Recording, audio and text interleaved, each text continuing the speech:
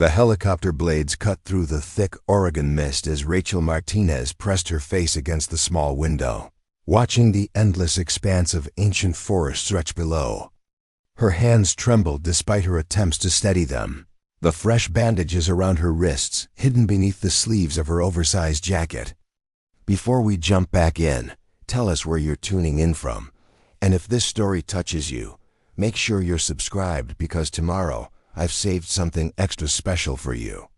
3 months had passed since she had escaped the suffocating walls of her Chicago apartment, since the night she had finally found the courage to leave Marcus behind.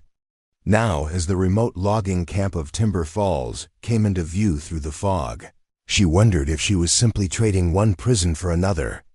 The pilot, a weathered man named Tom who had barely spoken during the 2-hour flight from Portland, finally broke his silence. "First time up here, miss." Rachel nodded, not trusting her voice. The settlement below looked impossibly isolated, surrounded by mountains that seemed to stretch endlessly in every direction. A cluster of wooden buildings hugged the shores of a pristine lake, while logging roads carved thin lines through the forest like scars on green skin. "Your cousin Emma runs a tight operation down there," Tom continued, beginning his descent. "Best medical clinic this side of the Cascades. Folks up here depend on her more than they'd care to admit." As the helicopter touched down on a cleared landing pad near the largest building, Rachel could see a small crowd gathering to watch their arrival.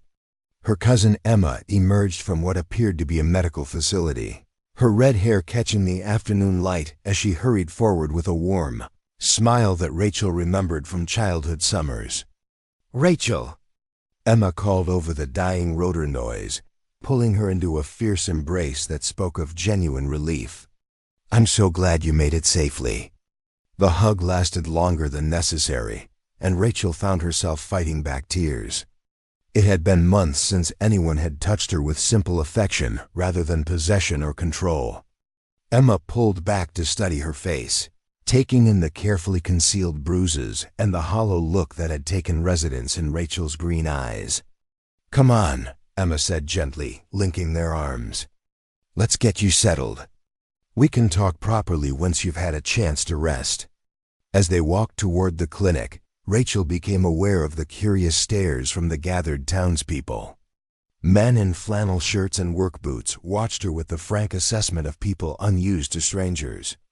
Women emerged from doorways to get a better look at the newcomer, their expressions ranging from welcoming to cautious. The Timber Falls Medical Clinic was larger than Rachel had expected, a modern facility that seemed almost out of place in the rustic logging town. Emma led her through exam rooms equipped with the latest technology, past a well-stocked pharmacy, and into a comfortable apartment attached to the back of the building. "This will be your space," Emma explained, opening the door to reveal a cozy living area with large windows overlooking the lake. "I know it's not much, but it's private and safe." Safe, the word hung in the air between them, loaded with unspoken understanding. Emma had known enough about Rachel's situation to arrange this refuge without asking too many questions. The letter Rachel had sent 3 weeks ago had been deliberately vague, mentioning only that she needed to get away from Chicago and would welcome any opportunity to help with medical work. "Emma," Rachel began, then stopped, unsure how to explain the magnitude of what she was running from. "You don't have to tell me anything you're not ready to share," Emma said firmly. "But I want you to know that whatever brought you here, you're welcome to stay as long as you need. This community has a way of healing people who need healing." That evening, as Rachel unpacked her few belongings in the quiet apartment, she reflected on the journey that had brought her to this remote corner of Oregon. 6 months ago, she had been Dr. Rachel Martinez, a promising emergency medicine resident at Northwestern Memorial Hospital. Her life had seemed perfect on the surface: prestigious position, respected colleagues, and what everyone believed was a loving relationship with Marcus Dalton, the charming pharmaceutical executive who had swept her off her feet during her final year of medical school. But perfection, Rachel had learned, could be its own kind of prison. Marcus's love had been consuming rather than nurturing, demanding rather than supportive. What had begun as romantic attention had gradually transformed into suffocating control. He monitored her schedule, questioned her friendships, and slowly isolated her from everyone who might have noticed the changes in her personality. The breaking point had come 3 months ago when Rachel had been offered a fellowship position at Johns Hopkins. Marcus's reaction to her excitement had been swift and brutal, both emotionally and physically. That night, staring at her reflection in the bathroom mirror, Rachel had finally seen what she had become, a shadow of her former self, a talented physician reduced to a frightened woman who had learned to anticipate and avoid triggers rather than pursue her dreams. Her escape had been carefully planned over weeks of secret preparation. She had liquidated her savings, arranged for a leave of absence from the hospital, and contacted Emma with a story about needing time to recover from burnout. Marcus had been traveling for business when she finally gathered the courage to leave, taking only what she could carry in a single suitcase. A knock at the apartment door interrupted her brooding. Emma stood in the hallway holding a steaming mug of tea and wearing an expression of gentle concern. "Thought you might like some company," she said, settling into one of the comfortable chairs near the window. "The first night in a new place can be difficult." Rachel accepted the tea gratefully, wrapping her hands around the warm ceramic. "Emma, I want you to know how much this means to me. You didn't have to take a risk by bringing me here." "What risk?" Emma's voice carried genuine confusion. "Your family, and you're a trained physician. Having another medical professional in Timber Falls is a blessing, not a risk." Through the window, Rachel could see lights beginning to flicker on in the scattered buildings around the lake. The settlement seemed peaceful in the gathering dusk, a world away from the urban chaos she had fled. "Tell me about this place," Rachel said, desperate to focus on something other than her own problems. "How did you end up running a medical clinic in the middle of nowhere?" Emma's face lit up with obvious pride. Preparing and narrating this story took us a lot of time, so if you are enjoying it, subscribe to our channel. It means a lot to us. Now back to the story. Timber Falls has been here for almost 50 years, but it was dying when I arrived 7 years ago. The logging industry was struggling, young people were leaving for the cities, and the nearest hospital was over 100 miles away. People were literally dying from treatable conditions because they couldn't get proper medical care. She paused to take a sip of her tea before continuing. "I came here fresh out of my residency, planning to stay just long enough to pay off my student loans through the rural medicine program. But the community grew on me. These people work incredibly hard. They take care of each other, and they've built something special in this remote corner of the world." "And now?" Rachel asked. "Now Timber Falls is thriving again. We've got sustainable logging practices, ecotourism, and a medical facility that serves not just our community, but several others within a 50-mile radius. The clinic employs 12 people full-time, and we're training local residents in basic medical skills so they can handle emergencies when the weather makes transportation impossible." The pride in Emma's voice was unmistakable, but Rachel also detected something else. A slight tension when she mentioned the community's success, as if not everything about Timber Falls was as perfect as it appeared. "Is there something I should know?" Rachel asked carefully. "Some reason you looked worried when you mentioned how well things are going?" Emma was quiet for a long moment, her gaze fixed on the darkening lake. When she finally spoke, her voice carried a weight that hadn't been there before. "There's someone you'll need to meet tomorrow. Daniel Cross, who runs the logging operations and basically serves as the unofficial leader of Timber Falls. He's complicated." The way Emma said the word complicated sent a chill down Rachel's spine. She had learned to read between the lines when people described powerful men in vague terms. "Complicated how?" "Daniel isn't a bad person," Emma said quickly, as if correcting a misunderstanding. "He's done incredible things for this community. When I arrived, Timber Falls was on the verge of becoming a ghost town. Daniel changed that. He brought in sustainable logging contracts, invested his own money in infrastructure improvements, and created jobs for people who had been ready to give up and move away. But, Rachel prompted. Emma sighed. But he can be intense about protecting what he considers his responsibility. Daniel sees Timber Falls and everyone in it as his to care for and defend. Most of the time, that works out well for everyone. He's generous with his resources, he looks out for people who are struggling, and he's genuinely committed to the community's success. And sometimes it doesn't work out well. Sometimes his protection feels more like control. Daniel has strong opinions about what's best for the people here, and he's not always open to disagreement. He's been especially protective since some incidents with outsiders who came in trying to exploit the community's resources. Rachel felt her stomach tighten with familiar anxiety. The last thing she needed was to find herself under the scrutiny of another controlling man, especially one with power over her living situation. Emma, maybe this wasn't a good idea. If this Daniel person is going to be a problem, I should probably leave before I cause trouble for you.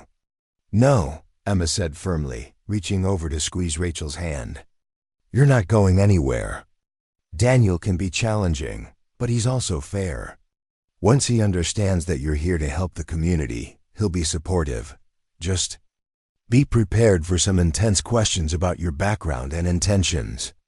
The conversation was interrupted by the sound of a truck pulling up outside the clinic. Through the window, Rachel could see headlights cutting through the darkness as someone parked near the main entrance. Emergency? Rachel asked, automatically thinking like a physician. Emma checked her watch and frowned. Not likely at this hour, unless... She moved to the window for a better view, then turned back to Rachel with an expression of resigned preparation. Actually, it looks like you're going to meet Daniel sooner than expected.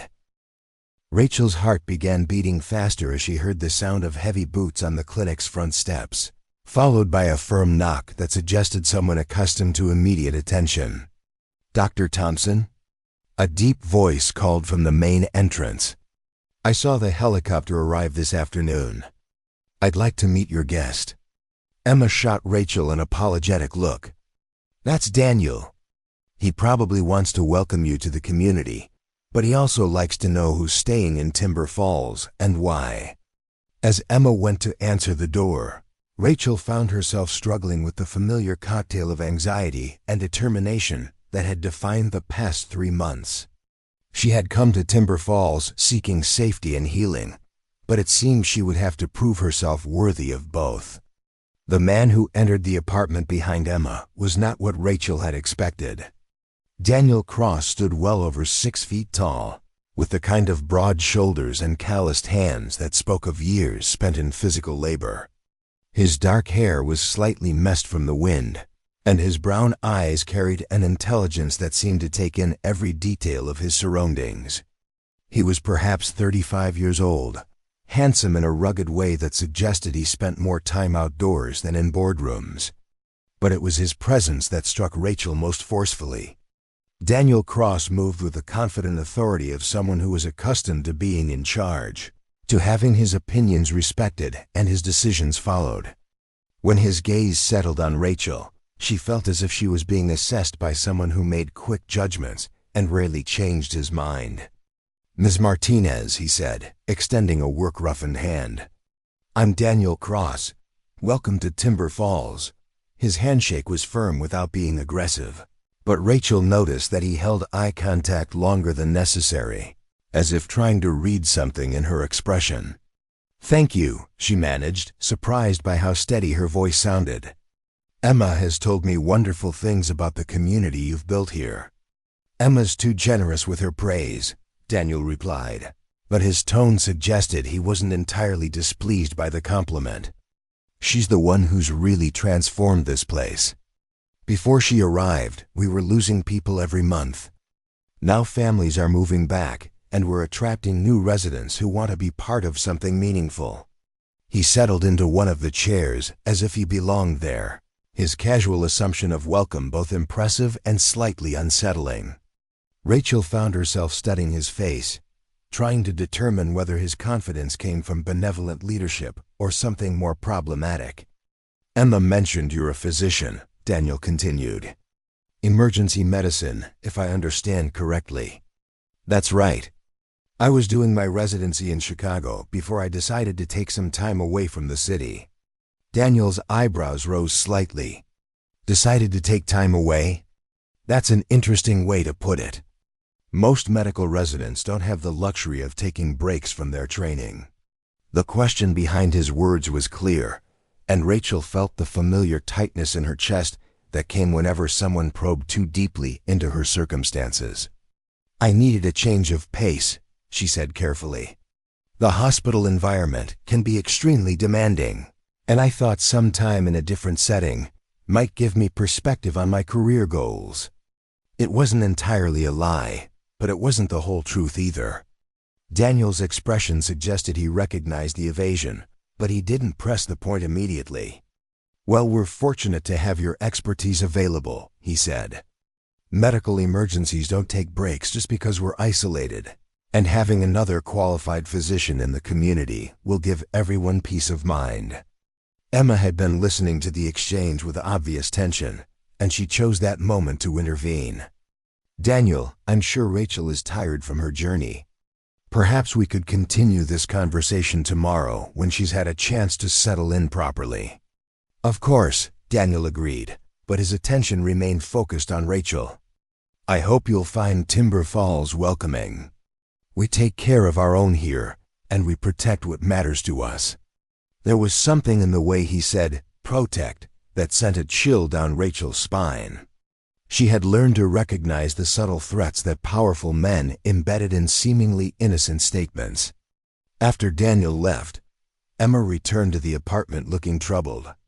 That went better than I expected, she said, but her voice carried uncertainty. Better how? Rachel asked. Daniel can be more direct when he's suspicious of someone's motives. The fact that he was relatively polite suggests he's willing to give you the benefit of the doubt, at least for now. Rachel sank into her chair, suddenly exhausted by the weight of having to navigate another powerful man's expectations. She had hoped that coming to Timber Falls would provide a respite from the constant vigilance that had defined her life with Marcus. Emma, tell me honestly, am I safe here? Is Daniel Cross someone I need to worry about? Emma was quiet for a long moment, clearly choosing her words carefully. Daniel has never hurt anyone in this community. He's protective rather than predatory, if that makes sense. But he does expect loyalty from the people he considers part of Timber Falls, and he has strong opinions about what's best for everyone. And if someone disagrees with his opinions, then they usually find it easier to leave than to fight him. Daniel has resources, influence, and the support of most of the community. When he decides something is important, he tends to get his way. Rachel closed her eyes, feeling the familiar weight of disappointment settling over her. She had traveled hundreds of miles to escape one controlling man, only to find herself potentially under the influence of another. But as she prepared for bed that night, Rachel made a decision that surprised her with its clarity. She had spent too many months allowing fear to dictate her choices, accepting limitation and control as the price of safety. Whatever challenges Daniel Cross might present, she would face them as the physician and woman she had once been, rather than the victim she had allowed herself to become. The remote logging town of Timber Falls might not be the perfect refuge she had hoped for, but it would be the place where she finally stopped running and started fighting back. Tomorrow would bring new challenges and difficult conversations, but for the first time in months, Rachel Martinez felt ready to meet them head-on. Outside her window, the ancient forest whispered with sounds she didn't recognize, and the lake reflected stars that seemed impossibly bright in the clear mountain air. Whatever else Timber Falls might be, it was undeniably beautiful, a place where healing seemed possible if she could find the courage to claim it. As sleep finally claimed her, Rachel's last conscious thought was a promise to herself. She would not allow anyone, no matter how powerful or well-intentioned, to make her smaller than she was meant to be. The broken woman who had fled Chicago was beginning to remember the strength that had once carried her through medical school and residency training. Tomorrow she would begin the work of rebuilding not just her life, but her sense of who she could become when she stopped allowing others to define her possibilities. The transformation would not be easy, but in the quiet isolation of Timber Falls, surrounded by ancient trees and mountain peaks, it finally seemed achievable. Rachel woke to the sound of chainsaws echoing across the lake, their mechanical growling mixing with the calls of birds she couldn't identify. Sunlight streamed through the large windows of her apartment, revealing a view that took her breath away despite her lingering anxiety about the previous evening's encounter with Daniel Cross. The lake stretched before her like a mirror, reflecting towering pine trees that seemed to climb endlessly toward a sky so blue it almost hurt to look at. Small boats dotted the water's surface, and she could see workers moving purposefully around what appeared to be a lumber mill on the far shore. Despite her reservations about the community's unofficial leader, Rachel had to admit that Timber Falls possessed a raw beauty that made her urban existence in Chicago seem gray and artificial by comparison. A soft knock interrupted her morning contemplation. Emma's voice carried through the door with characteristic cheerfulness that seemed genuine rather than forced. "Rachel, I've got coffee and breakfast if you're ready to start exploring your new temporary home." The word temporary struck Rachel as significant.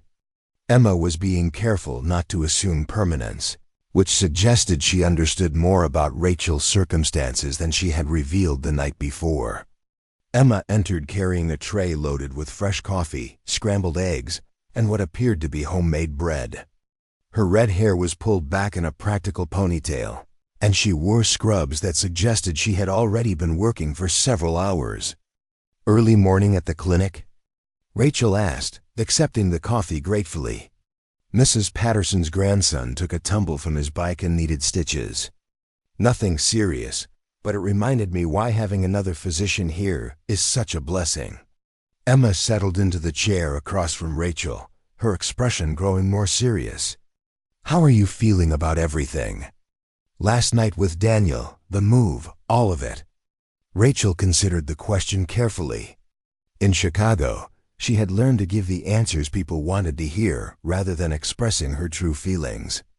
But something about Emma's straightforward manner encouraged honesty. "Nervous," she admitted. "Daniel Cross seems like someone who's used to getting his way, and I'm not sure I'm ready to deal with that kind of personality again." Emma's eyebrows rose at the word "again," but she didn't immediately press for details.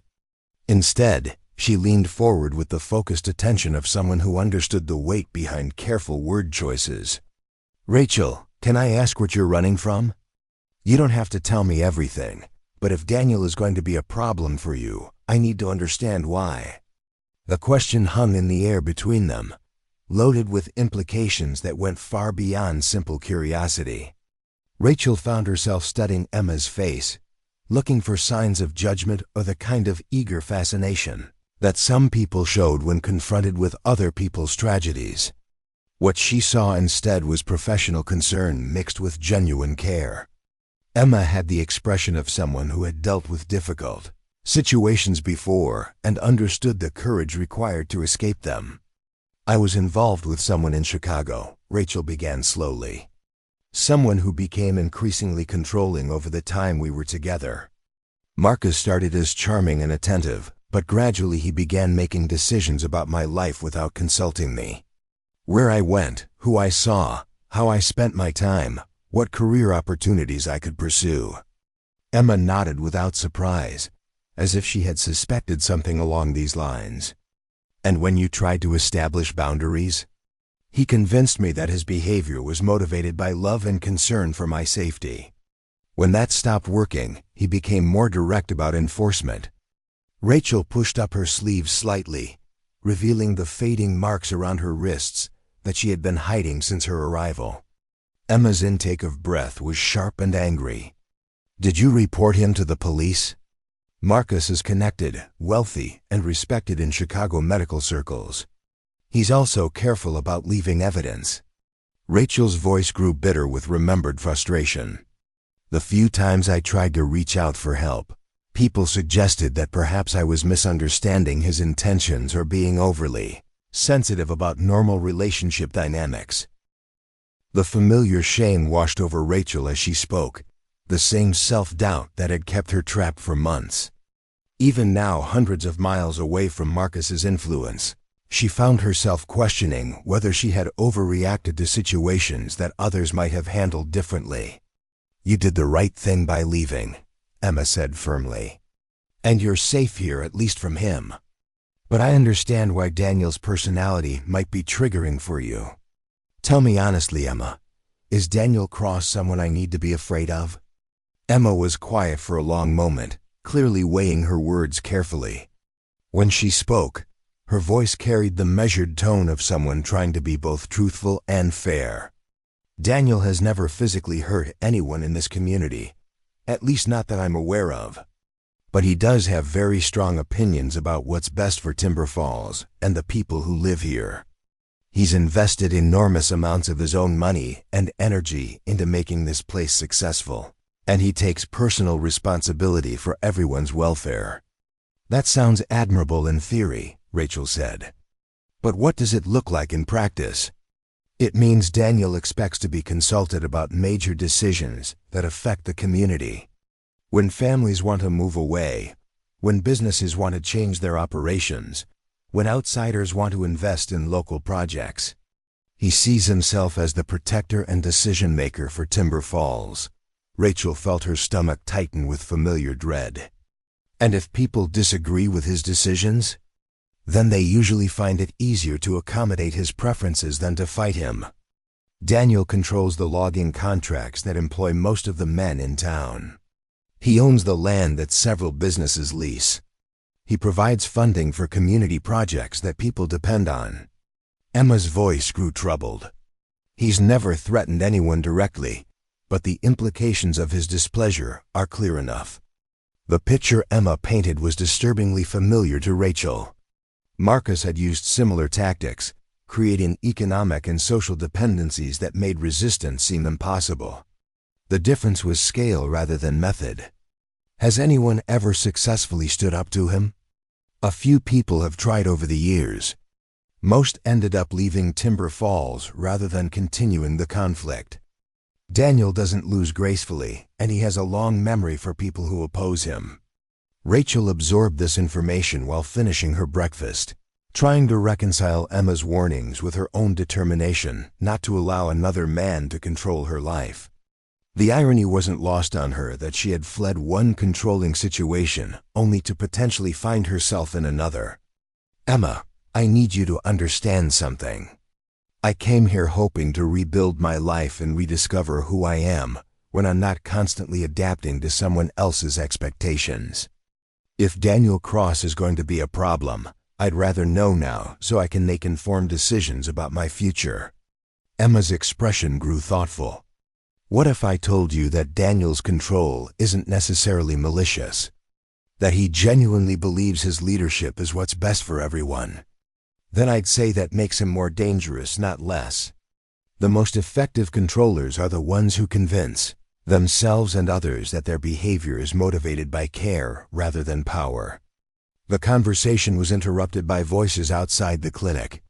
Through the window, Rachel could see a small crowd gathering around a pickup truck that had just arrived.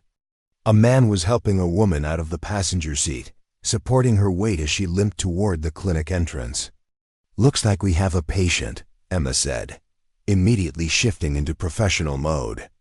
"Would you like to assist? It might be a good way to meet some of the other community members." Rachel followed Emma to the main clinic area, where they found Jake Morrison supporting his wife Sarah, who was clearly in significant pain. Sarah's left ankle was swollen and discolored, and she was unable to put weight on it. "What happened?" Emma asked, immediately moving to help Sarah onto an examination table.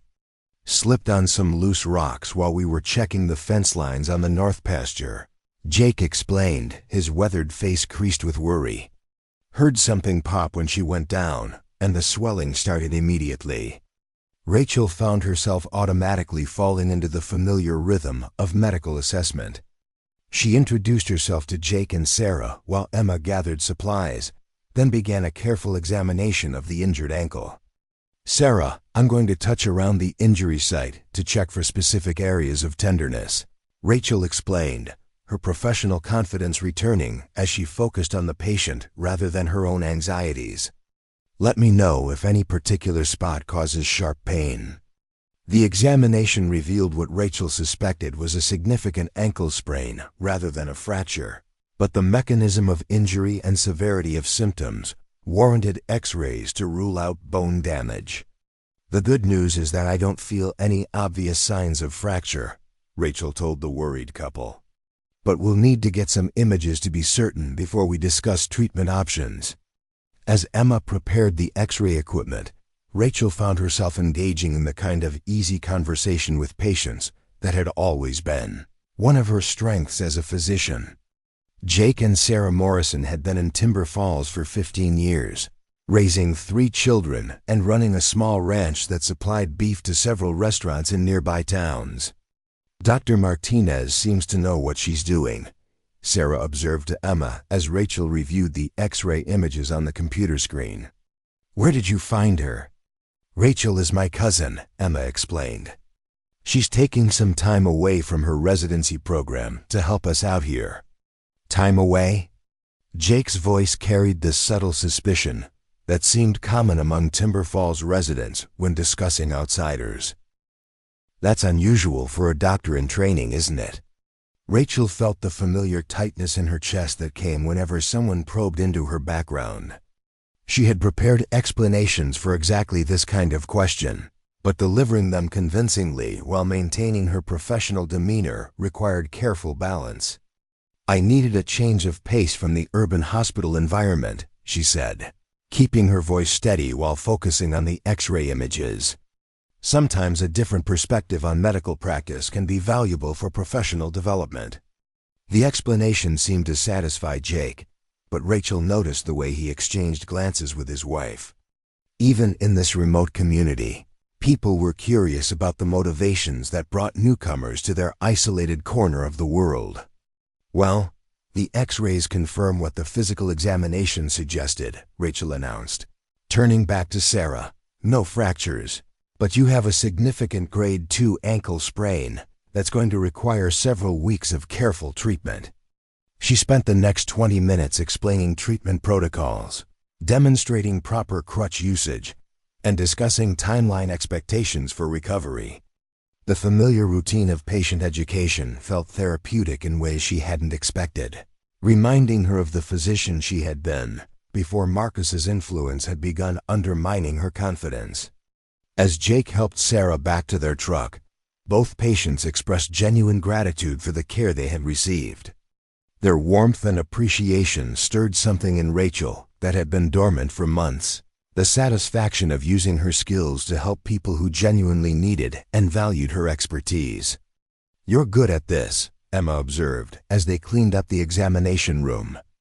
"I can see why you went into emergency medicine. You have excellent instincts for patient care." The compliment meant more to Rachel than Emma could know. For months, Marcus had systematically undermined her confidence in her professional abilities, suggesting that her medical school performance had been artificially inflated and that she wasn't qualified for the challenges of emergency medicine. "It feels good to practice medicine without second-guessing every decision," Rachel admitted. "In Chicago, I started doubting my clinical judgment because someone I trusted kept telling me I was making mistakes." Emma's expression darkened with understanding. "Marcus? He had a way of reviewing my cases and finding flaws in my reasoning, suggesting alternative approaches that he claimed were superior. Eventually, I started questioning every diagnosis, every treatment decision, every interaction with colleagues." Rachel's voice grew angry as she remembered the systematic erosion of her professional confidence.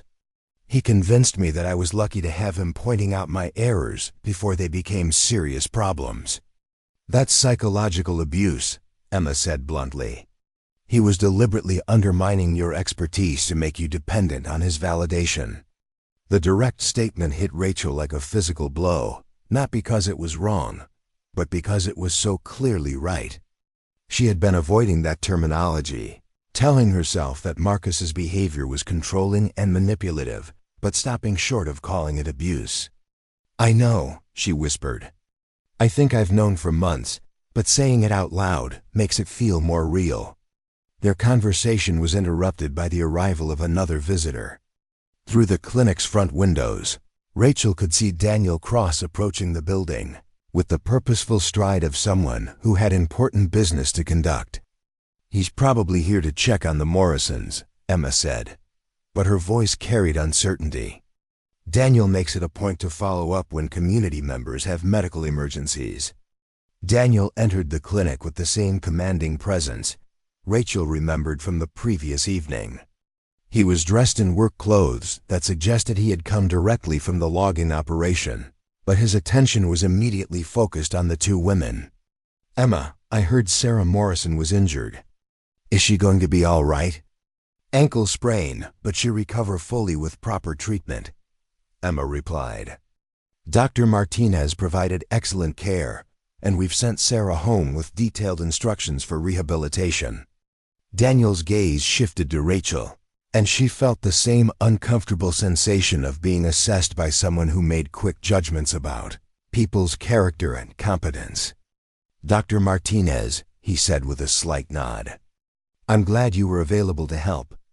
Sarah and Jake are valuable members of our community, and their well-being matters to everyone in Timber Falls." There was something in the way he emphasized valuable members that suggested not everyone who lived in Timber Falls enjoyed the same level of concern from their unofficial leader. "It was my pleasure to help," Rachel replied carefully.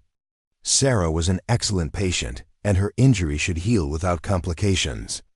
"I'm sure she appreciated having access to specialized medical care," Daniel continued. "Emergency medicine expertise isn't something we've had readily available in Timber Falls before Emma's cousin decided to visit us." Again, Rachel caught the subtle emphasis that suggested Daniel was still curious about her motivations for coming to the isolated logging community. "Rachel has been a tremendous asset already," Emma interjected. "Having another physician available gives everyone additional peace of mind, especially during logging season when accidents are more common." Daniel nodded, but his attention remained focused on Rachel. "I imagine emergency medicine in Chicago is quite different from the kind of practice you'll encounter here. Do you think you'll find small-town medical work satisfying?" The question seemed innocent enough, but Rachel detected layers of meaning beneath the surface. Daniel was probing to determine whether she planned to stay in Timber Falls long-term, and possibly whether she might become dissatisfied with the limitations of rural practice. "I'm finding it refreshing to have time for thorough patient interactions," Rachel answered honestly. "Urban emergency medicine can be extremely impersonal due to time pressures and patient volume." "And how long are you planning to stay with us?" Daniel asked directly. The blunt question caught Rachel off guard. Emma had warned her that Daniel preferred direct communication, but she hadn't expected to be challenged so openly about her intentions. "I'm not sure yet," she admitted. "My leave of absence from the residency program is open-ended, so I have flexibility to determine what works best for everyone involved."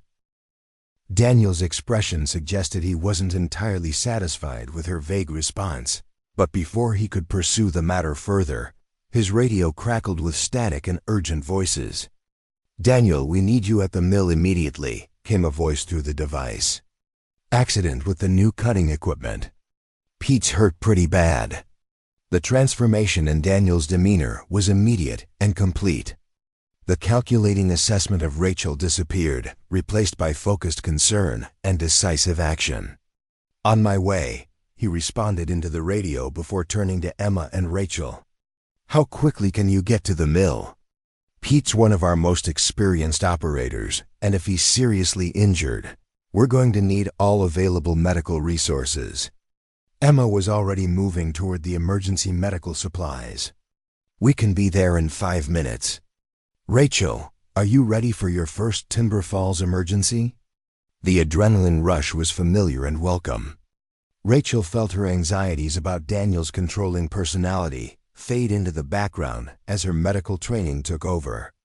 Whatever complications her personal life might involve, she was confident in her ability to handle medical emergencies. "Let's go," she said simply. The lumber mill was a scene of controlled chaos when they arrived.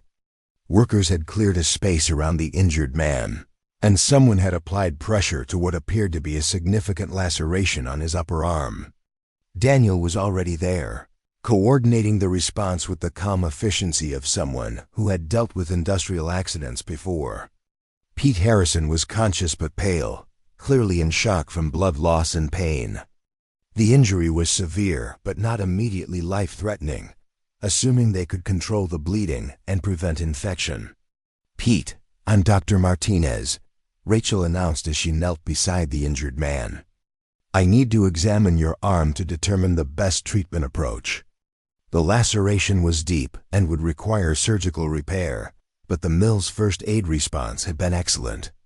Bleeding was controlled, and Pete's vital signs were stable despite his obvious distress. "We need to get him to the clinic for proper suturing," Rachel told Emma. "This is beyond what we can safely manage in the field." "I can have a truck ready in 2 minutes," Daniel offered. As they prepared Pete for transport, Rachel found herself working alongside Daniel to coordinate the evacuation. Despite her reservations about his controlling personality, she had to admit that his crisis management skills were impressive. He anticipated needs, coordinated resources, and maintained calm authority that seemed to reassure both the injured worker and his colleagues. "Nice work, Doctor," Daniel said quietly as they loaded Pete into the truck. "Your emergency training is exactly what this situation required." The compliment was genuine, and Rachel felt an unexpected warmth at having her professional competence recognized. After months of having her abilities questioned and undermined, even grudging approval from someone she didn't entirely trust felt validating. The surgery at the clinic went smoothly, with Emma assisting while Rachel performed the delicate work of repairing damaged tissue and restoring function to Pete's arm. Throughout the procedure, Daniel waited in the clinic's main area, periodically checking on their progress and coordinating with Pete's family. "Excellent outcome," Emma observed as they finished closing the wound. "Pete should regain full function, and scarring will be minimal." As they cleaned up from the surgery, Rachel reflected on how natural it had felt to work alongside Emma and even Daniel during the emergency. Despite her reservations about the community's power dynamics, there was something appealing about practicing medicine in an environment where she knew the patients personally and could see the direct impact of her work. "Dr. Martinez," Daniel said as they emerged from the surgical area, "Pete's wife asked me to express her gratitude for the care you provided. In Chicago, he might have been just another case number. Here, you probably saved his livelihood." The comment struck Rachel as both genuine and calculated. Daniel was acknowledging her contribution while also emphasizing the personal connections that made Timber Falls special compared to urban medical practice. "I'm glad I could help," Rachel replied. "Pete seems like a good man, and I'm sure his family was terrified." "They were," Daniel confirmed. "Which is why having physicians like you and Emma available means so much to this community. People here work dangerous jobs, and knowing that excellent medical care is available gives everyone peace of mind." As the afternoon progressed, Rachel found herself thinking about Daniel's comments and her own reactions to the day's events. Working in Timber Falls felt different from her residency experience in Chicago, more personal and immediately meaningful. But she also recognized that she was being courted, in a way, by a man who wanted something from her. The question was whether she could accept the professional satisfaction that Timber Falls offered without compromising the independence she had fought so hard to reclaim. Daniel Cross might not be another Marcus, but he was clearly someone who expected loyalty and cooperation from people he considered part of his community. As evening approached, Rachel prepared for what she suspected would be another challenging conversation about her plans and intentions. Daniel had made it clear that he wanted to understand her motivations, and she doubted he would be satisfied with vague responses much longer. The battle for her autonomy was just beginning, but for the first time in months, Rachel felt ready to fight it. The morning fog clung to the lake like a living thing as Rachel made her way to the clinic 3 weeks after her arrival in Timber Falls. The routine she had established felt both comforting and unsettling.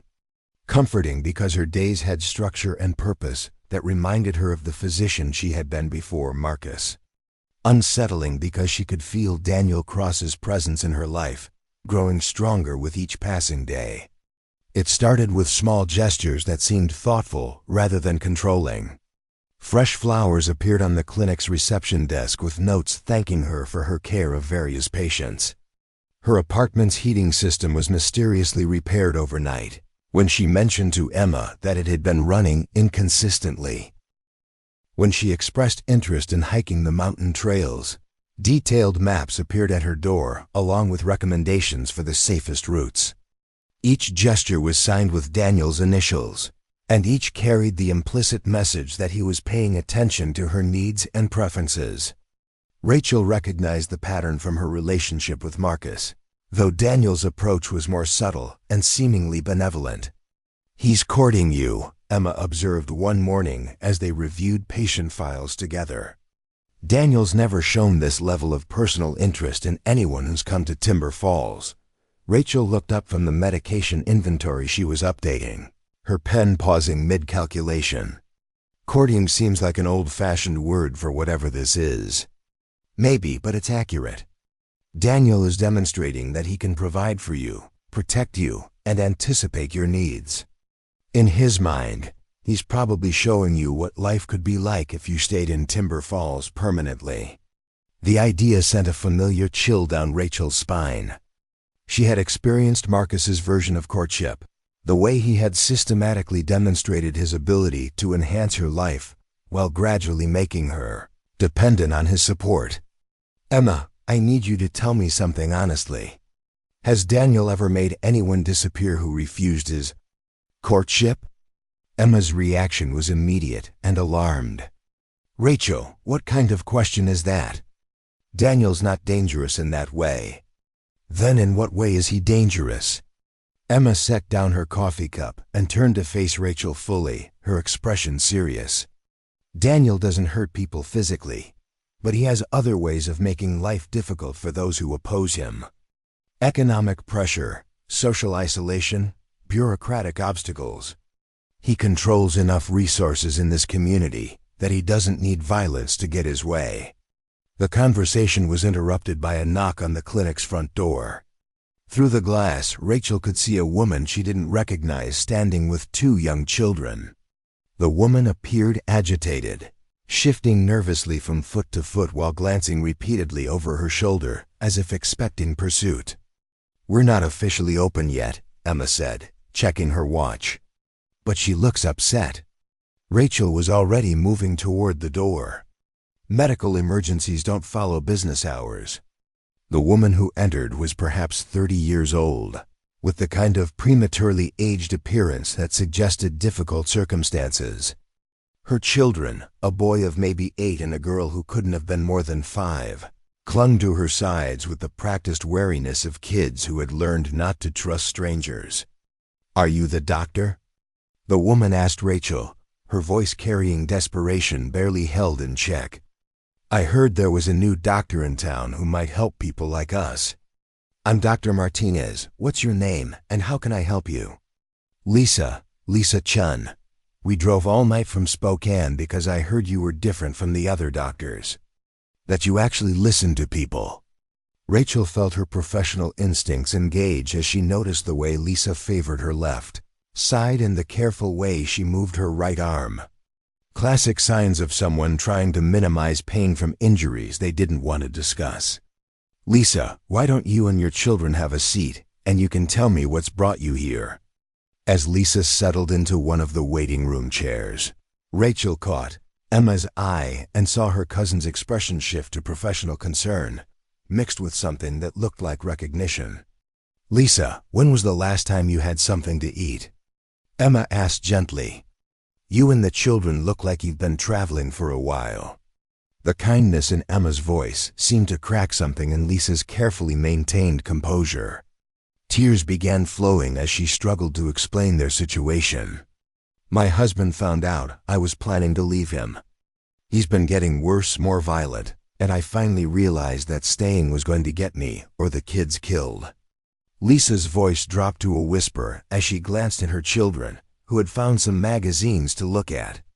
"But when I tried to go to the police, they said it was a domestic dispute and I should try marriage counseling." Rachel felt her own trauma response activate as Lisa described a pattern of escalating abuse that was heartbreakingly familiar. The minimization by authorities, the social pressure to maintain the marriage, the growing fear that eventually overcame the hope that things might improve. "Lisa, are you and your children safe right now? Is your husband likely to follow you here?" "I don't know. Maybe. He has friends in law enforcement, and he's good at tracking people down when he wants to find them." Lisa's hands shook as she spoke. "I heard about Timber Falls from someone at a women's shelter. They said it was remote enough that people could disappear if they needed to." Emma and Rachel exchanged meaningful looks. Lisa wasn't the first person to arrive in Timber Falls seeking refuge from an abusive situation, and the community had developed an informal network for helping such people establish new lives. "Lisa, let me examine your injuries first, and then we can discuss options for you and your children," Rachel said. "Emma, could you find something for the kids to eat while I talk with their mother?" The examination revealed what Rachel had suspected. Lisa had several healing injuries consistent with physical abuse, including partially healed rib fractures and bruising in various stages of healing. More concerning was the psychological trauma that was evident in Lisa's hypervigilance and the way she flinched at unexpected sounds. "Lisa, I need to document these injuries for legal purposes, but I also want you to know that you're safe here. Whatever help you need, we'll find a way to provide it." As Rachel was finishing her examination notes, the clinic's front door opened and Daniel Cross entered with his characteristic purposeful stride. His expression was pleasant until he noticed the unfamiliar woman and children, at which point his demeanor shifted to careful assessment. "Emma, Dr. Martinez," he said with polite acknowledgement before his attention focused on Lisa. "I don't believe we've been introduced. I'm Daniel Cross, and I make it a point to welcome newcomers to Timber Falls." Lisa's reaction was immediate and visceral. She shrank back in her chair, her face pale with terror, and her children instinctively moved closer to their mother as if sensing danger. "It's all right, Lisa," Rachel said quickly, positioning herself between Daniel and the frightened family. "Mr. Cross isn't going to hurt you." But Daniel's sharp eyes had already taken in Lisa's defensive posture and the children's fearful response to male authority. His expression shifted from curiosity to understanding, and when he spoke again, his voice carried a gentleness that Rachel hadn't heard before. "Ma'am, I can see that you're frightened, and I want you to know that's not necessary. Whatever brought you to Timber Falls, you're safe here." Daniel deliberately moved to put more distance between himself and the family, his body language becoming less imposing. "Dr. Martinez and Emma are excellent at helping people who need help, and this community protects those who need protection." The transformation in Daniel's demeanor was striking. The commanding authority was still present, but it was directed toward reassurance rather than dominance. Lisa seemed to sense the shift, though she remained wary. "Lisa, Mr. Cross runs most of the business operations in Timber Falls," Emma explained. "He's also the person you'd need to speak with about housing and employment if you decide to stay." "Stay?" Lisa's voice carried hope mixed with disbelief. "You mean we could actually stay here? Build a life where my husband can't find us?" Daniel stepped forward slightly, his expression serious. Lisa, is it? If you're running from someone who's hurt you and your children, then yes, you can stay. But I need to understand the situation fully before I can guarantee your safety. Over the next hour, Lisa told her story with the halting courage of someone who had learned not to trust easily. Her husband was a police sergeant in Spokane with connections throughout the regional law enforcement community. He had been systematically abusing her for 3 years, isolating her from friends and family while convincing colleagues that she was mentally unstable. The last time, he put me in the hospital, Lisa said quietly. Told everyone I fell down the stairs. But the kids saw what really happened, and I realized they were going to grow up thinking that was normal. Daniel listened without interruption, his expression growing darker as Lisa described her husband's tactics for avoiding consequences for his abuse. When she finished, he was silent for a long moment, clearly processing the implications of harboring a fugitive from an abusive law enforcement officer. Lisa, your husband's profession makes this situation more complicated than usual, Daniel said finally. But not impossible. If you're willing to trust me with the details of your situation, I can make arrangements that will keep you and your children safe. What kind of arrangements? Rachel asked, her own protective instincts fully engaged. Daniel's smile was sharp with determined anger. The kind that make it very difficult for abusive men to find the people they're hunting. The conversation that followed revealed a side of Daniel Cross that Rachel hadn't seen before. Beneath his controlling exterior was a man who had clearly dealt with similar situations multiple times.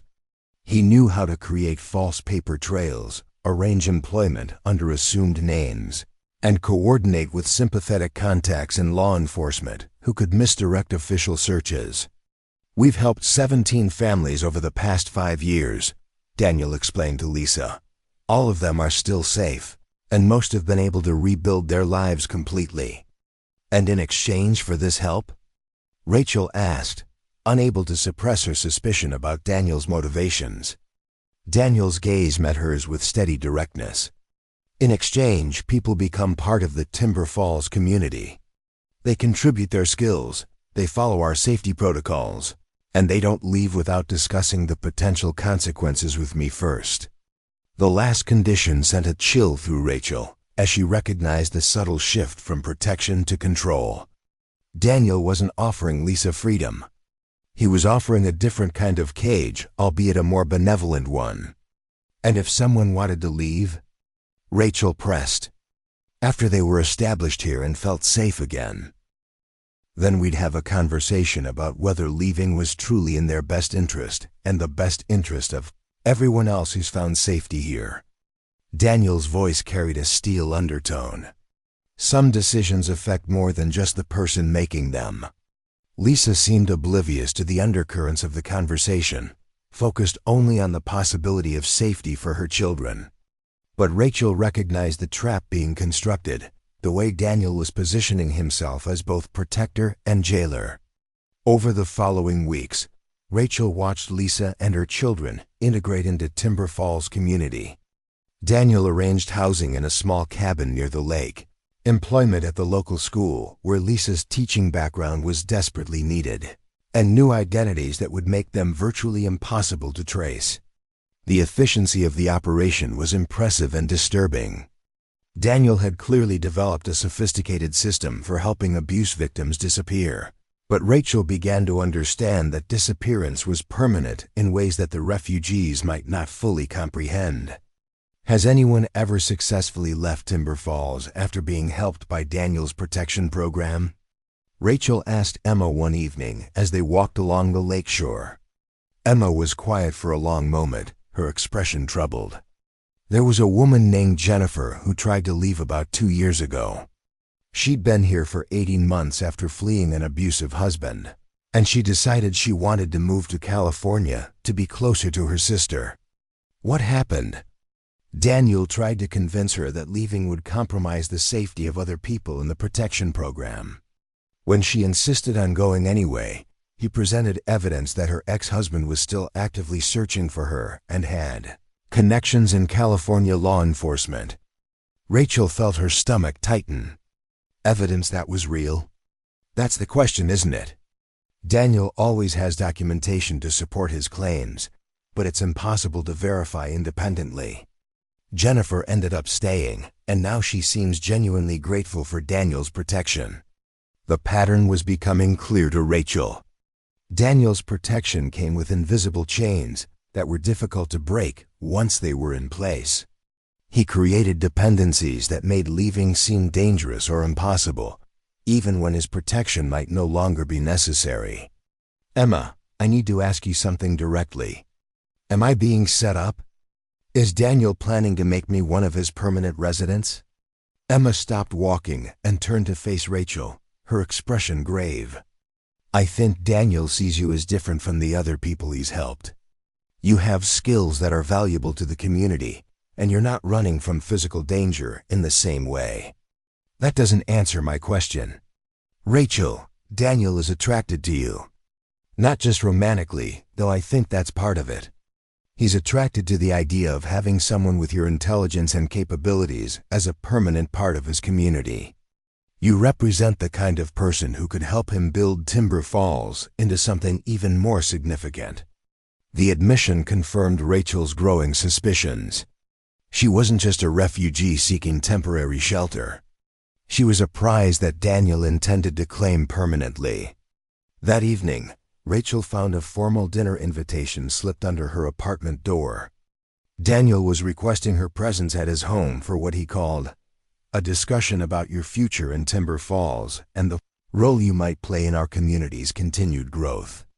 The invitation was polite and professional, but Rachel recognized it as what it really was, a summons from someone who expected his authority to be respected without question. As she prepared for what she suspected would be the most important conversation of her time in Timber Falls, Rachel thought about the choices that had brought her to this point. She had fled one controlling man only to find herself in the sphere of another, albeit one whose control was more sophisticated and arguably more benevolent. But benevolent control was still control, and Rachel had learned that the most dangerous prison was the one that convinced you it was actually freedom. Tomorrow's dinner would determine whether she could find a way to remain in Timber Falls on her own terms, or whether she would need to run again, this time from a man who had made an art form of making running impossible. Daniel Cross's house sat on a hill overlooking Timber Falls, a massive log structure that managed to be both rustic and elegant.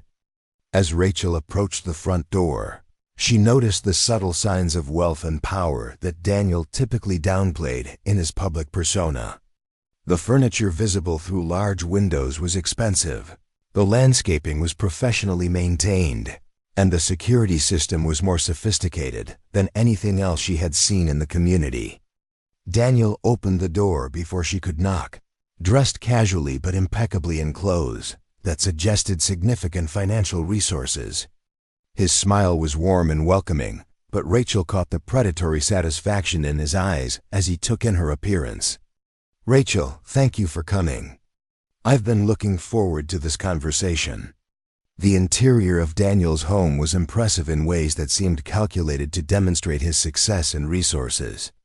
Original artwork decorated the walls, and the furniture was the kind of high-quality pieces that lasted for generations. But what struck Rachel most was how the space felt like a showcase rather than a home where someone actually lived. Your home is beautiful, Rachel said honestly. Very different from what I expected. Most people in Timber Falls see only the working version of me, Daniel replied, leading her toward a dining room where an elaborate meal had been prepared. But I believe in surrounding myself with beautiful things when possible. Life is too short to settle for less than the best. The dinner itself was expertly prepared and served, featuring fresh salmon, locally grown vegetables, and wine that was clearly expensive. Daniel was an attentive host, asking thoughtful questions about Rachel's impressions of Timber Falls and her experiences with the patients she had treated. But beneath the pleasant conversation, Rachel could sense the real purpose of the evening building towards some kind of crescendo. Daniel was evaluating her responses, measuring her contentment with life in the community, and gradually steering the conversation toward her long-term plans. "Rachel, I want to discuss something important with you," Daniel said as they finished the main course. "Your presence in Timber Falls has been transformative, not just for the medical care you provide, but for the community's sense of possibilities." "I'm glad I've been able to help," Rachel replied carefully. "Help is an understatement. You've shown people that it's possible to have access to world-class medical care while living in a community that values connection and mutual support. You've proven that we don't have to choose between professional excellence and personal fulfillment." Daniel leaned forward slightly, his intensity increasing as he continued. "I want to offer you something, Rachel.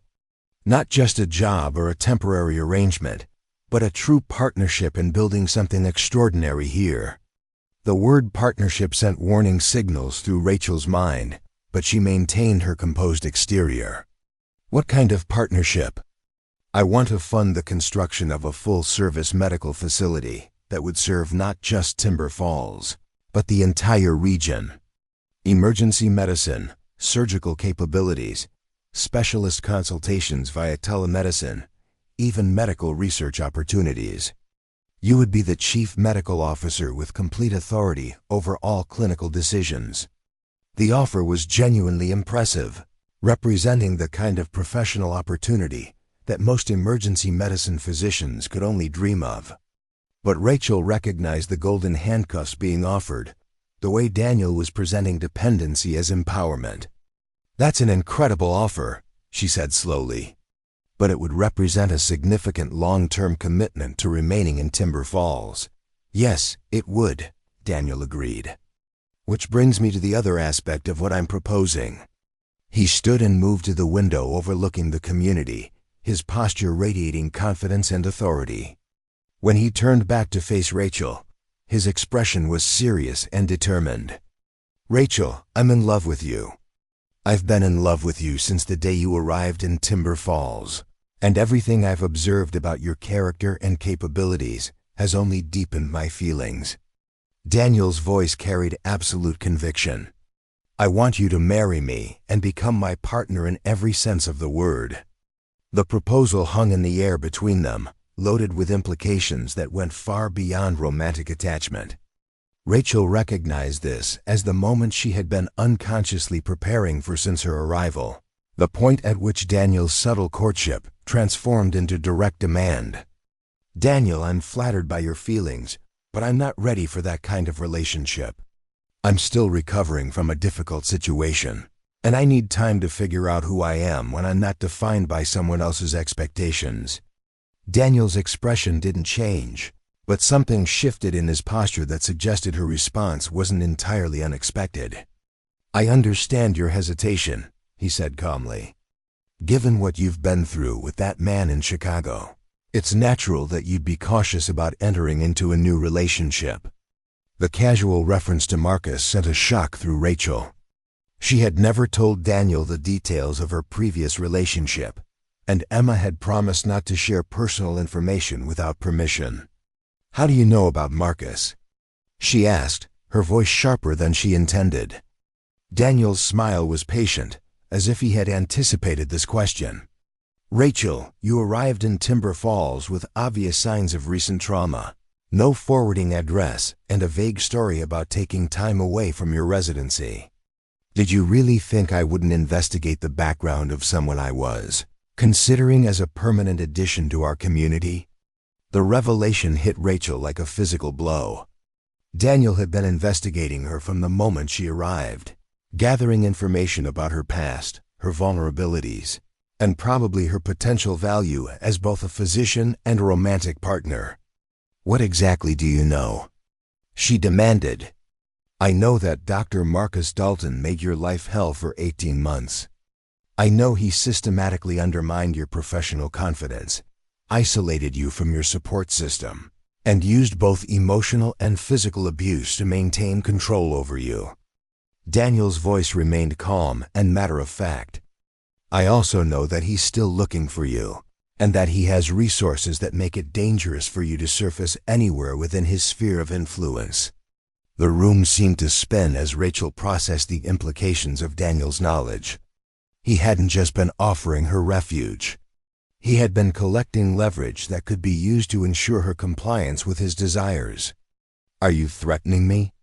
she asked quietly. "I'm protecting you," Daniel replied firmly. "Just as I've protected Lisa and her children. Just as I've protected 16 other families who came here seeking safety. But protection requires trust, Rachel, and trust requires commitment. And if I'm not willing to make that commitment?" Daniel's expression grew sad rather than angry, as if her resistance disappointed him rather than enraging him. "Then I would question whether you truly understand the danger you're still in from your former partner, and whether you're making decisions based on fear rather than wisdom." The conversation continued for another hour, with Daniel patiently outlining the benefits of accepting his proposal and the risks of rejecting it. He never made direct threats, but the implications were clear. Rachel's safety depended on his protection, and his protection depended on her acceptance of his terms. As the evening concluded, Daniel walked Rachel back to her apartment, his manner courteous and respectful despite the tension between them. "I don't need an answer immediately," he said at her door. "But I do need you to understand that some opportunities don't remain available indefinitely. I'm offering you everything most women would want: love, security, professional fulfillment, and the chance to build something meaningful with someone who truly values your capabilities." After Daniel left, Rachel sat in her apartment staring out at the lake, trying to process the complexity of her situation. She had traded one prison for another, though Daniel's version was admittedly more comfortable and arguably less dangerous than Marcus's had been. But comfort wasn't freedom, and protection that came with strings attached wasn't truly protection at all. The question now was whether she had the courage to fight for genuine independence, even if it meant giving up the professional opportunities and community connections she had grown to value. The battle for her autonomy was about to begin in earnest, and Rachel suspected that Daniel Cross would prove to be a far more formidable opponent than Marcus Dalton had ever been. The sound of breaking glass shattered the pre-dawn silence, jolting Rachel from uneasy sleep. She sat up in bed, heart pounding as she tried to identify the source of the disturbance. Through her apartment window, she could see emergency lights flashing near the clinic's main entrance, casting red and blue shadows across the fog-shrouded lake. Rachel dressed quickly and rushed to the clinic, where she found Emma standing amid the wreckage of what had once been the front reception area. Every window facing the street had been smashed, and rocks scattered across the floor alongside glittering fragments of glass. Spray painted across the exterior wall in angry red letters were the words, "Send her back where she belongs." "When did this happen?" Rachel asked, stepping carefully through the debris. "Sometime after midnight," Emma replied, her voice tight with controlled anger. "Tom discovered it when he came by to check on the equipment in the lab. Whoever did this knew exactly when the building would be empty." Daniel arrived within minutes, his face dark with fury as he surveyed the destruction. Behind him came several other community members, their expressions ranging from shock to grim determination. Lisa Chun appeared at the edge of the group, her children clinging to her sides with the fearful recognition of violence they had hoped to escape. "Has anyone contacted the sheriff's department?" Daniel asked, though his tone suggested he already knew the answer would be unsatisfactory. "Called them an hour ago," said Tom, the same man who had piloted Rachel to Timber Falls weeks earlier. "Deputy said they'd send someone out when they had availability, probably sometime this afternoon." Daniel's jaw tightened at the response, and Rachel caught the flash of something dangerous in his eyes. "I see. And I suppose they'll tell us this was random vandalism by local teenagers." "Daniel," Emma began carefully, "we don't know who did this or why. It could have been anyone upset about changes in the community." "Could it?" Daniel's gaze fixed on Rachel with an intensity that made her stomach clench. "Or could it be that certain people have enemies who finally track them down?" The implication hung in the air like smoke from a fire. Rachel felt the weight of every gaze in the room as the community members processed Daniel's suggestion that she might be responsible for bringing danger to their peaceful town. "You think Marcus found me," Rachel said quietly, voicing the fear that had been gnawing at her since seeing the vandalism. "I think someone wants you to leave Timber Falls very badly," Daniel replied. "The question is whether you're going to let them succeed in terrorizing this community, or whether you're going to accept the protection I've offered you." Before Rachel could respond, her phone buzzed with an incoming text message from an unknown number. The words on the screen made her blood run cold. "Having fun playing doctor, Rachel? Time to come home where you belong. You have 48 hours. Daniel noticed her reaction immediately. "What is it?" With trembling hands, Rachel showed him the message. Daniel's expression shifted from controlled anger to cold calculation as he read Marcus's threat.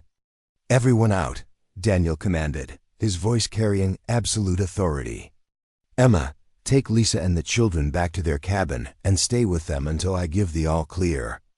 Tom, I want security patrols around every family in the protection program. No one travels alone until this is resolved." As the crowd dispersed to follow Daniel's orders, Rachel found herself alone with him amid the wreckage of the clinic. The silence stretched between them, heavy with unspoken implications. "This is what I was trying to protect you from," Daniel said finally. "Marcus Dalton isn't going to give up. He's going to keep escalating until he either gets you back or destroys everything you care about in the process." "So what are you suggesting?" Rachel asked, though she suspected she already knew the answer. "I'm suggesting that you stop pretending you have other options.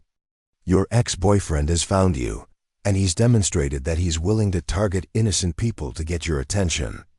The only way to guarantee the safety of this community is for you to accept my protection permanently." The word permanently echoed in Rachel's mind like a death sentence.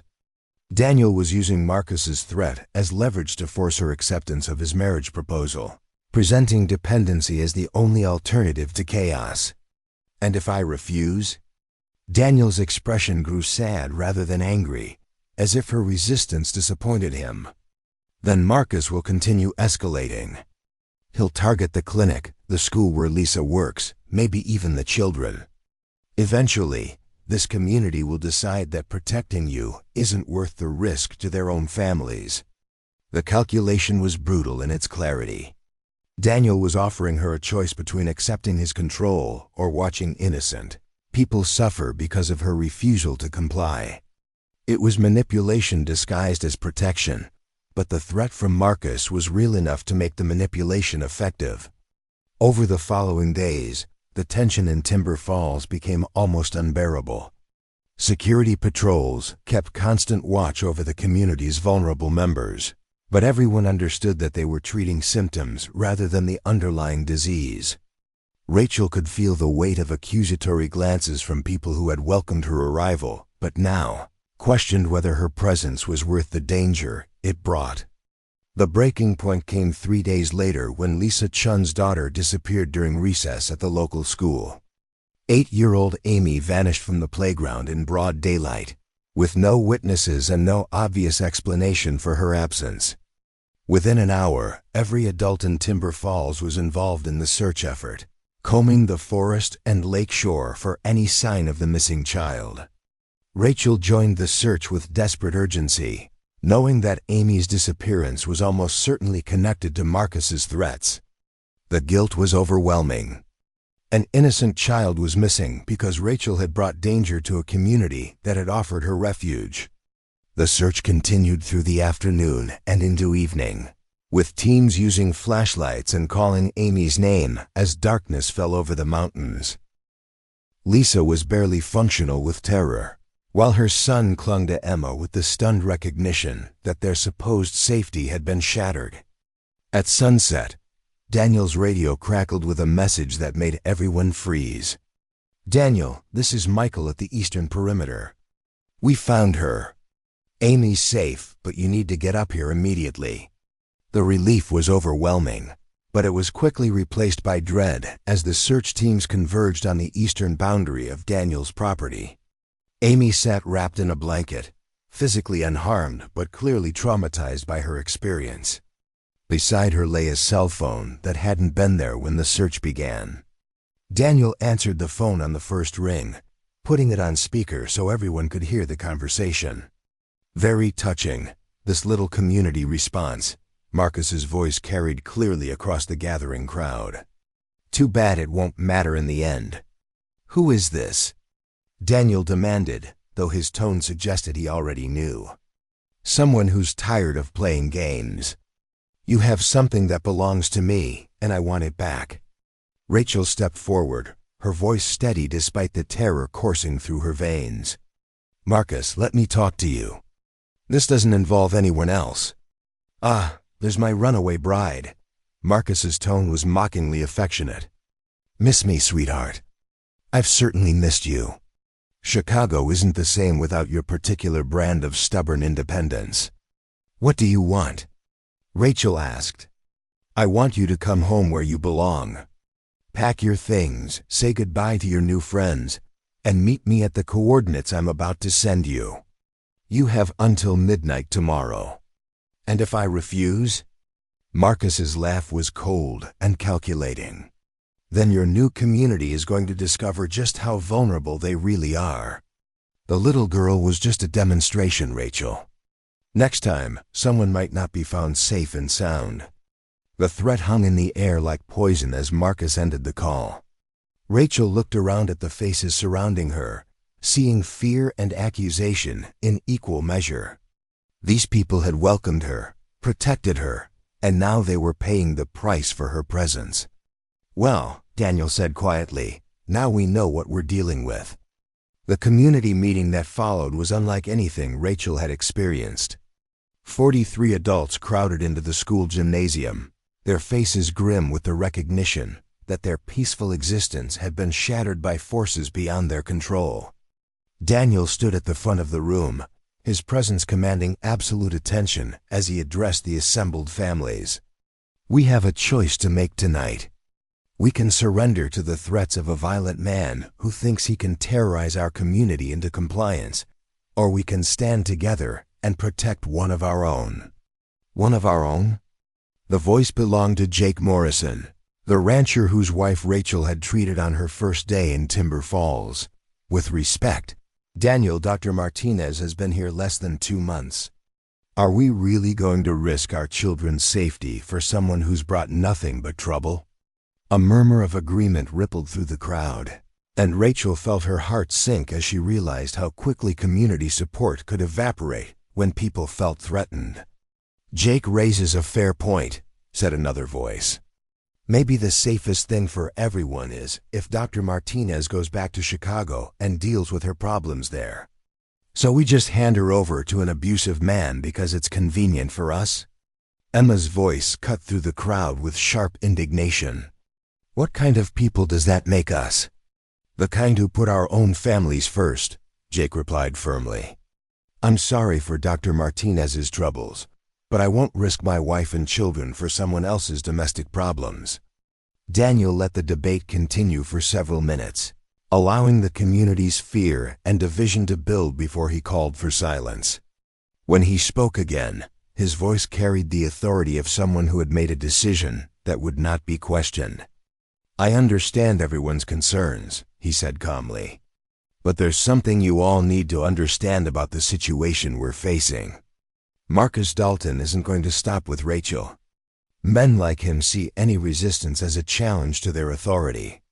If we hand Rachel over tonight, what message does that send about our willingness to protect the other families who found refuge here? Daniel's gaze moved deliberately to Lisa Chun, who sat in the back row with her surviving child.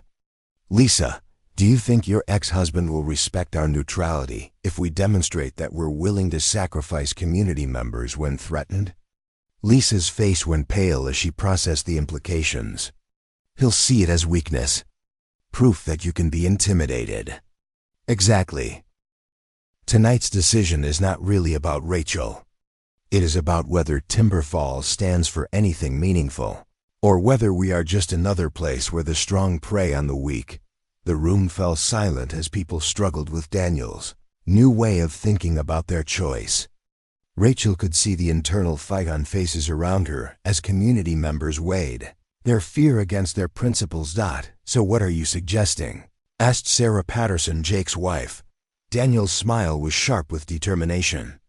I am suggesting that we send Marcus Dalton a message he will not forget.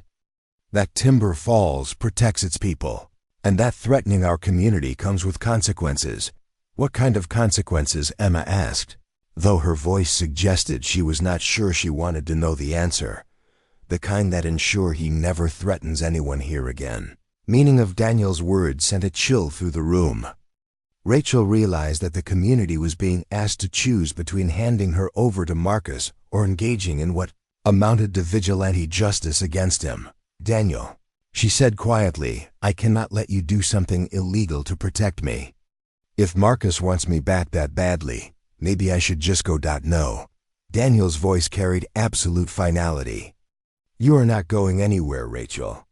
You are part of this community now, and this community takes care of its own. The possessiveness in his tone was unmistakable, and Rachel understood with crystal clarity that she had become a prize in a contest between two controlling men. Marcus wanted to reclaim his property, while Daniel was determined to keep what he considered his. What if there was another option? She asked desperately. What if I agreed to marry you, Daniel? Would that be enough to convince Marcus to leave everyone else alone? The room erupted in surprised murmurs at Rachel's unexpected proposal. Daniel's expression shifted through surprise, satisfaction, and calculation before settling on something that looked like triumph. Are you saying you accept my proposal? He asked carefully. Rachel felt the weight of every gaze in the room as she considered her response. Accepting Daniel's marriage proposal would solve the immediate crisis and protect the community from Marcus's threats. But it would also bind her permanently to a man whose love felt more like ownership than partnership. I am saying I will do whatever it takes to protect these people from the danger I have brought to their community. Daniel stepped closer, his voice dropping to a volume that only she could hear. That is not an answer, Rachel. I need you to say the words. I need you to choose me freely, not just as the lesser of two evils. The moment stretched between them, loaded with implications that would determine not just her future, but the future of everyone in Timber Falls. Rachel looked around the room at the faces of people who had welcomed her, protected her, and were now paying the price for her presence. In the back of the room, Lisa Chun watched with the understanding of someone who had faced similar impossible choices. Amy sat beside her mother, safe but traumatized by her experience as a pawn in Marcus's game. Emma stood near the front, her expression torn between support for her cousin and fear for the community she had worked so hard to build. All of them were waiting for Rachel's answer to a question that had no good options. Choose Daniel and accept a lifetime of benevolent control, or refuse and watch innocent people suffer the consequences of her independence. The silence in the room was deafening as Rachel prepared to speak the words that would seal her fate and determine whether Timber Falls would stand or fall in the face of an external threat that had already claimed one child's innocence and threatened to destroy everything the community had built. The weight of the decision pressed down on her like a physical force, but Rachel realized that the choice between two forms of imprisonment was not really a choice at all. What mattered now was finding a way to protect the people she had grown to care about, even if it meant sacrificing her own freedom in the process. Tomorrow would bring the confrontation with Marcus, and Rachel suspected that whatever she decided tonight would echo through the rest of her life in ways she could not yet imagine. The battle for her autonomy had become a war with casualties she had never intended to create, and the only victory available might be the one that cost her everything she had fought to reclaim. Rachel's hands trembled as she stared at the coordinates Marcus had sent, the numbers glowing on her phone screen like a death sentence. The meeting point was an abandoned logging station 15 miles into the mountains, far enough from Timber Falls to ensure that any confrontation would happen without witnesses. Daniel stood beside her in the empty clinic, his presence radiating controlled fury as he processed the implications of Marcus's demand. The community meeting had ended without resolution, with families retreating to their homes to wrestle with an impossible choice between protecting Rachel and protecting themselves. "You do not have to do this," Daniel said quietly, his voice carrying an emotion she could not quite identify. "I meant what I said at the meeting. Timber Falls protects its own, and you are one of us now." The possessiveness in his tone made Rachel's stomach clench with familiar dread. She had spent months learning to recognize the difference between protection and control, between love and ownership. Daniel's version might be more sophisticated than Marcus's, but the underlying assumption was the same. She belonged to whichever man was strong enough to claim her. "Daniel, I need you to understand something," Rachel said, turning to face him fully. "I did not come to Timber Falls looking for another man to make decisions about my life. I came here hoping to discover who I could be when I was not, constantly adapting to someone else's expectations." Daniel's expression softened slightly, as if he recognized the pain behind her words. "I am not like him, Rachel. Everything I have offered you comes from genuine care, not the need to dominate. But it still comes with conditions, doesn't it? Your protection requires my submission to your authority. Your love demands my acceptance of your vision for my future." Rachel's voice grew stronger as she spoke, fueled by the clarity that comes from finally understanding the nature of the trap. "You're offering me a more comfortable cage, but it's still a cage." The silence that followed was broken by the sound of vehicles approaching the clinic. Through the broken windows, Rachel could see trucks arriving with their headlights cutting through the darkness. Daniel moved to investigate, then returned with an expression of grim satisfaction. "The community's made their decision," he announced. "They're willing to stand and fight rather than surrender you to Marcus." Rachel felt a surge of emotion that mixed gratitude with horror. The people of Timber Falls were prepared to risk their safety for her, but she understood the true cost of their loyalty. They weren't just choosing to protect her. They were choosing to follow Daniel's leadership into a confrontation that could destroy everything they had built. "How many people?" she asked quietly. 37 adults, all armed and ready to make sure Marcus Dalton understands that threatening our community was a mistake. The number hit Rachel like a physical blow. 37 people were preparing to engage in what amounted to vigilante justice because she had brought danger to their peaceful community. Children would lose parents, families would be destroyed, and lives would be forever changed because she had been too weak to handle Marcus on her own. "I can't let them do this," Rachel said, moving toward the door. "This isn't their fight." Daniel stepped into her path, his presence blocking her exit with casual authority. "Yes, it is their fight. The moment Marcus threatened Amy Chun, he made it everyone's fight. You don't get to sacrifice yourself to save us from a choice we've already made." The words were delivered with gentle firmness, but Rachel recognized them for what they were: an order disguised as protection. Daniel was preventing her from leaving, using the community's safety as justification for denying her agency in determining her own fate. "You're doing it again," she said quietly. "Making decisions about what's best for me without considering what I actually want. What you want is to get yourself killed in some misguided attempt at heroic sacrifice," Daniel replied. "What I want is to keep you safe and build a life together that gives both of us everything we need. And what if what I need is the freedom to make my own choices, even if they're the wrong ones?" Daniel's expression grew troubled, as if her question had forced him to confront assumptions he preferred not to examine. "Rachel, freedom without protection is just another word for vulnerability. The world is full of predators like Marcus who see independent women as challenges to be conquered. What I'm offering you is the safety to be yourself without constantly looking over your shoulder." The argument was seductive in its logic, appealing to the part of Rachel that was exhausted from months of hypervigilance and fear. But she had learned to recognize the false choice between safety and autonomy, the way controlling men presented protection as incompatible with independence.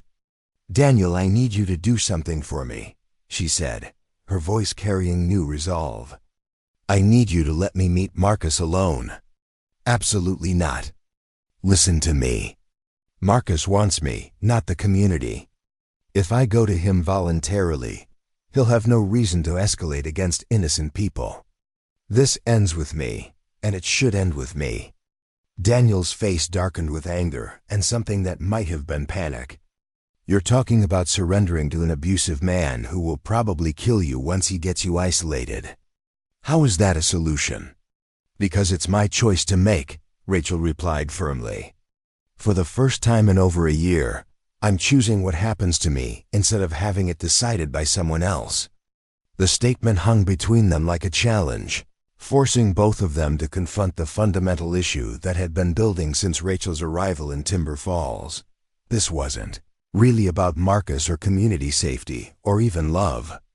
It was about whether Rachel would ever be allowed to determine her own destiny, or whether she would always be subject to the will of whichever man claimed to know what was best for her. Daniel was quiet for a long moment, his internal struggle visible in the tension around his eyes. When he finally spoke, his voice carried a weight that suggested he understood the significance of what he was about to say. "Rachel, if you walk out that door tonight, you'll be giving up everything we could build together. The medical facility, the life we could create, the safety and stability you've been searching for. Is your independence really worth more than all of that?" The question was delivered without anger or manipulation, but with genuine confusion, as if Daniel truly couldn't understand why anyone would choose uncertainty over security. "Yes," Rachel said simply, "it is." The word fell into the silence like a stone into still water, creating ripples that would change everything that followed. Daniel's face cycled through disbelief, hurt, and finally a kind of resigned acceptance. "Then I suppose we have nothing more to discuss," he said quietly. Rachel moved toward the door, expecting him to try to stop her again. Instead, Daniel stepped aside, his expression unreadable as he watched her prepare to leave. "Rachel," he called as she reached the threshold. "When Marcus hurts you again, and he will hurt you, remember that you had another choice. Remember that someone loved you enough to offer you everything."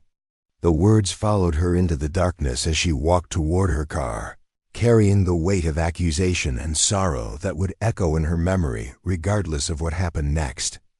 Behind her, she could hear Daniel speaking into his radio, calling off the community's mobilization with the flat tone of someone whose carefully laid plans had just collapsed.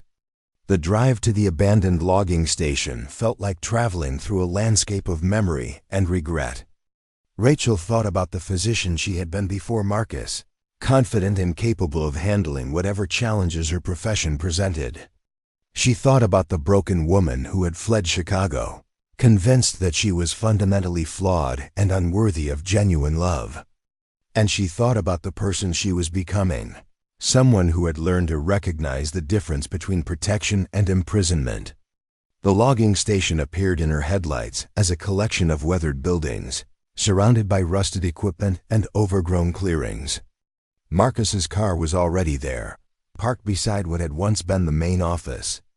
As Rachel pulled up beside it, she could see his silhouette through the windshield, waiting with the patience of someone who had never doubted that she would come.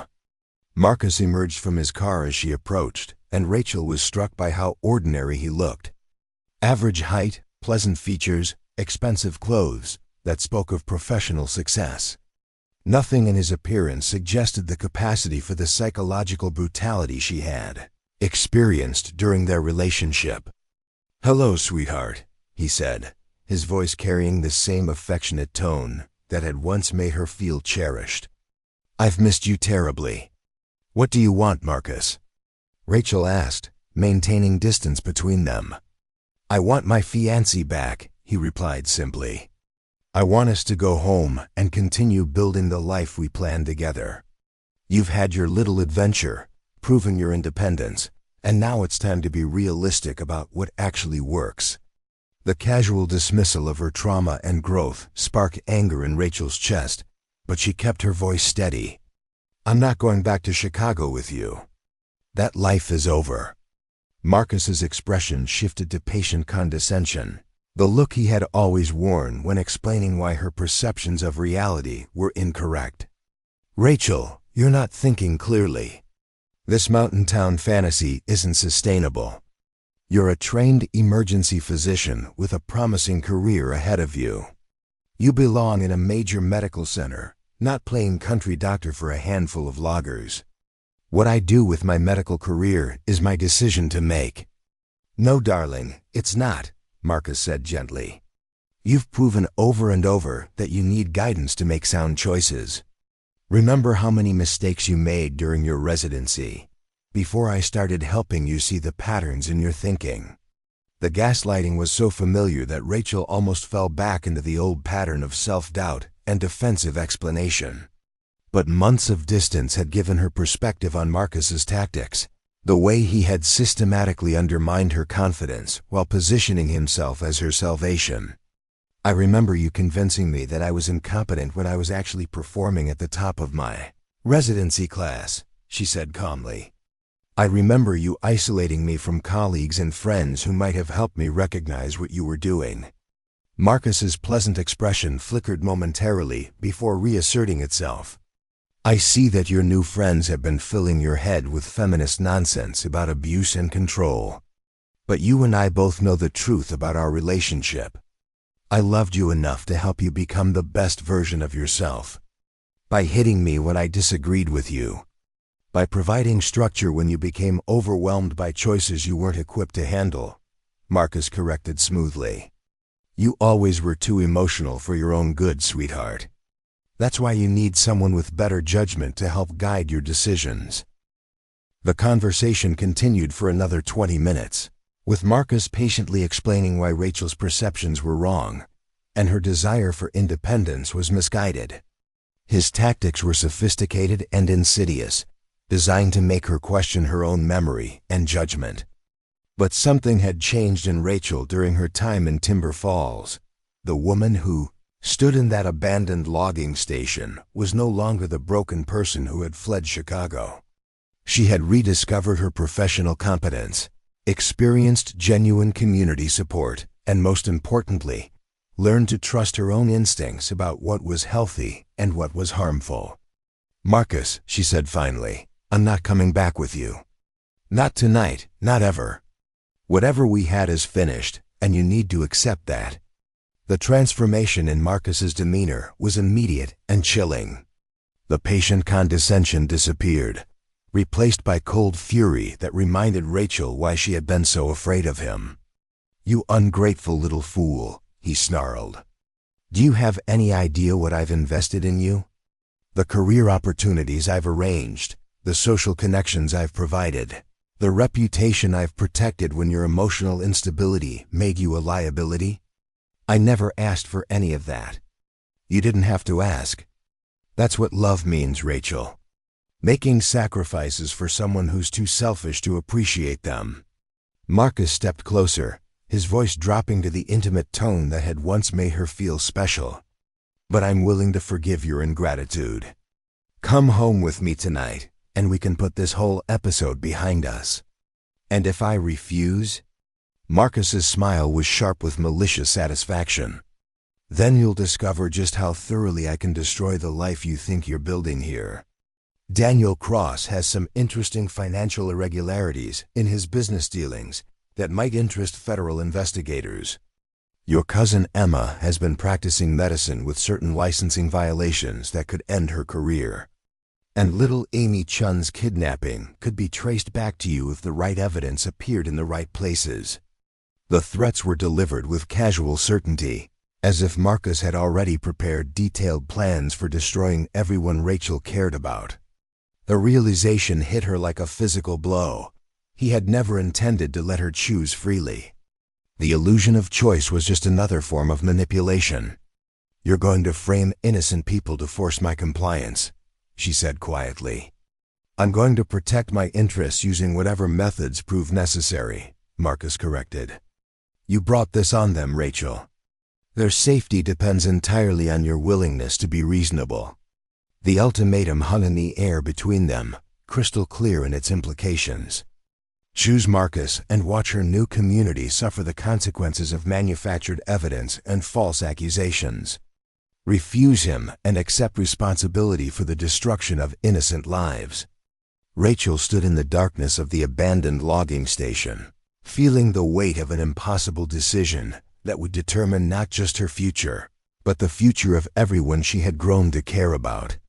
The choice between two forms of imprisonment had finally crystallized into its ultimate form: submit to Marcus's control, or watch him destroy the people who had offered her refuge. But as she prepared to answer, Rachel realized that the question itself was wrong. She wasn't choosing between Marcus and Daniel, between Chicago and Timber Falls, between safety and independence. She was choosing between accepting other people's definitions of her worth and possibilities, or finally claiming the right to determine her own destiny, regardless of the consequences. The answer, when it came, surprised her with its clarity and strength. For the first time in over a year, Rachel Martinez knew exactly who she was and what she was willing to fight for. "No," she said simply. "One, choose me." What followed changed everything, not just for Rachel, but for everyone whose life had been touched by the battle between love and control, protection and freedom, safety and the courage to live authentically. The woman who had once believed herself too broken to deserve genuine happiness discovered that the strongest foundations are built from the fragments of what was destroyed, and that sometimes the most powerful choice is the one that refuses to choose between unacceptable alternatives. Up next, you've got two more standout stories right on your screen. If this one hit the mark, you won't want to pass these up. Just click and check them out.